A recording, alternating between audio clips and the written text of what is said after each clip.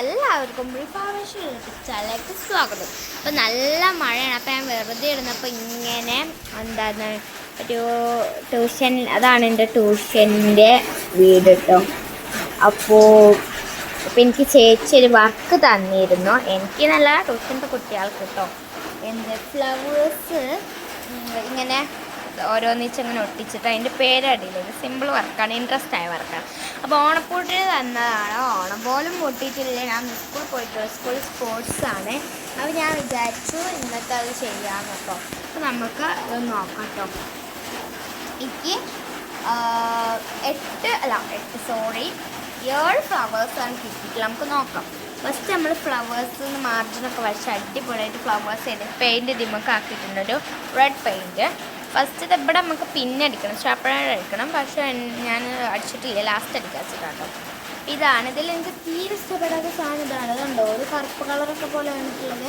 Hibiscus ആണിത്, means ചെമ്പരത്തി. Hibiscus means ചെമ്പരത്തി. അടുത്തതാണ് ബട്ടർഫ്ലൈ പീ ആട്ടത്. അങ്ങനെയൊക്കെയാണ് പറഞ്ഞപ്പെടുന്നത്. ശംഖുപുഷ്പം എന്ന് ഞങ്ങൾ പറയുന്നുള്ളൂ. ബട്ടർഫ്ലൈ പീ എന്നൊക്കെ ഇങ്ങനെ കണ്ടതാണ്. അപ്പോൾ നമുക്ക് അടുത്ത് നോക്കാം. അടുത്തതാണ് നമ്മുടെ സ്വന്തമായിട്ടുള്ള ടൊറേനിയ ഫോർണേറിട്ടോ. ഇതിൻ്റെ പേര് ഇങ്ങനത്തെ ഞാൻ തോന്നി, എനിക്കറിയാം. ഗൂഗിളിൽ സെർച്ച് ചെയ്തപ്പോൾ കണ്ടതാണ്. കാക്ക പൂവറിയാലോ അല്ലേ. അതിന് 3 കളറാണ്, കറുപ്പ്, വെള്ള, വയലറ്റ്. അടുത്തത് കോളാമ്പി, നമ്മുടെ സ്വന്തം അലമാണ്ടേന. അലമാറല്ല, അലമാണ്ടേന കോളാമ്പി കേട്ടോ. നമുക്ക് അടുത്ത പേജ് തുറക്കാം. അടുത്ത പേജ് ഭയങ്കര ഇഷ്ടപ്പെട്ടിട്ടുണ്ട്. ഫസ്റ്റ് നമ്മുടെ തെച്ചിൻ്റെ പൂവാണ്. ഇക്സോറ എന്നാണ് അതിന് പറയുക, തെച്ചിപ്പൂവണ്ട.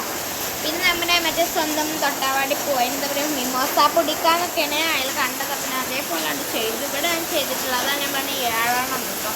പിന്നെ നമ്മുടെ സ്വന്തം ഡാലിയ, സീനിയ. ഡാലിയ ചെയ്തല്ല, ഒന്നുപാട് വിലപ്പുള്ളതാണ്.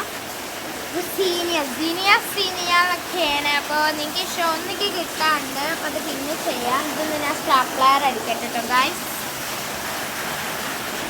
ആകെ കോളായി കിടക്കുകയാണ്. ഒരു ഇത് ചെയ്യാൻ വേണ്ടിയിട്ടാട്ടോ.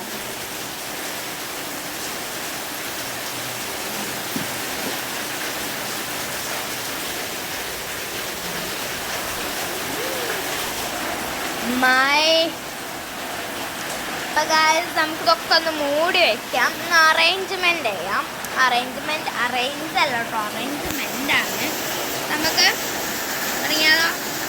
ജമലേക്ക് ആകെ കച്ചറായി കിടക്കുകയാണ്. എത്രയോ വൃത്തിക്കേണ്ട താത്ത വരുന്നത് അടിച്ചുവരി പോയാലാണെങ്കിൽ കുറേ പകാരം ചെയ്തിട്ട് എന്താണ് ഇത് കാട്ടി വെച്ചിട്ടുള്ളതെന്നൊക്കെ പറഞ്ഞിട്ട് ആദ്യം അത് സ്വന്തം കൈകൊണ്ട് കയറിക്കും. അപ്പോൾ നമുക്ക് പൂവാക്കി വേസ്റ്റ് ആയിട്ടുള്ള പൂവും ചെടി.